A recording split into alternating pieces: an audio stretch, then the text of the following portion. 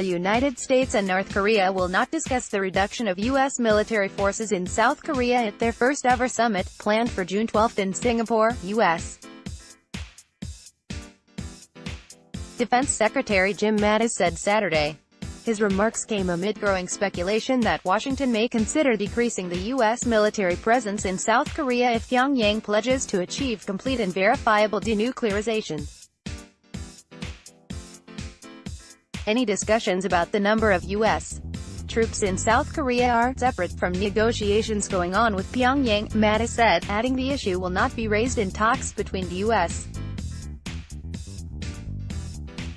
President Donald Trump and North Korean leader Kim Jong Un. U.S.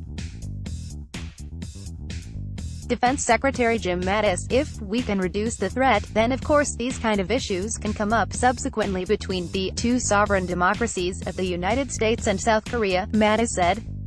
But the issue is not on the table here in Singapore on the 12th, Mattis made the comments at a question-and-answer session following his speech at the three-day Asia Security Summit in Singapore, known as the Shangri-La Dialogue, which started Friday. The U.S. defense chief also reiterated that Washington is seeking the complete and verifiable denuclearization of North Korea for peace and stability in the Asia-Pacific region. Kim has committed to complete denuclearization, but North Korea and the United States are still at odds over how to approach that goal. Trump on Friday reinstated a meeting with Kim in Singapore on June 12 as originally planned, but suggested the two sides will not make a breakthrough in the standoff over Pyongyang's nuclear weapons program at that meeting.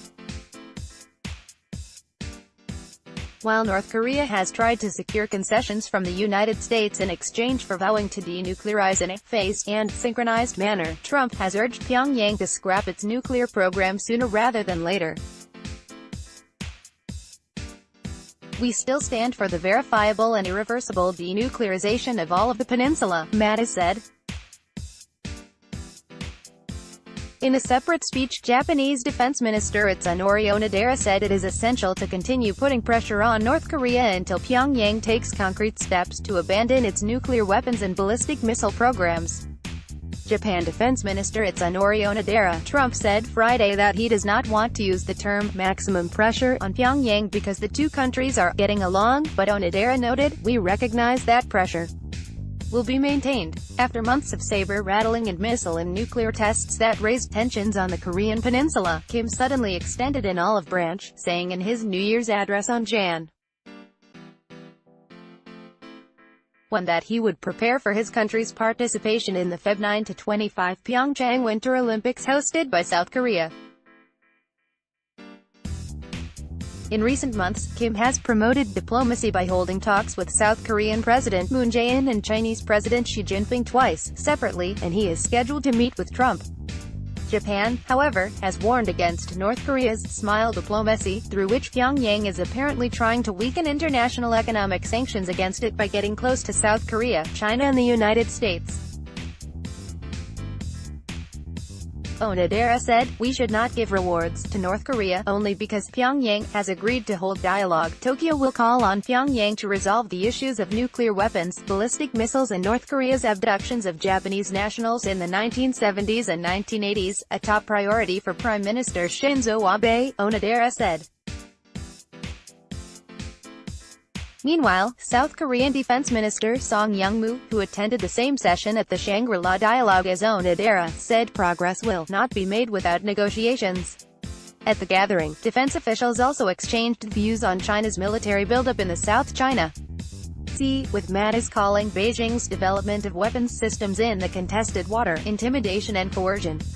China's policy in the South China Sea stands in stark contrast to the openness of our strategy, the defense chief said, expressing willingness to boost U.S. involvement in the Asia-Pacific region to counter Beijing.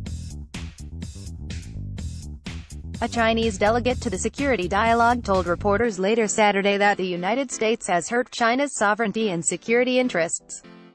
The Asian Security Summit, sponsored by the International Institute for Strategic Studies, a British think tank, has taken place every year in Singapore since 2002. Defense officials from around 50 mainly Asian and European countries as well as the United States, are taking part in the meeting to discuss security issues in the Asia-Pacific region.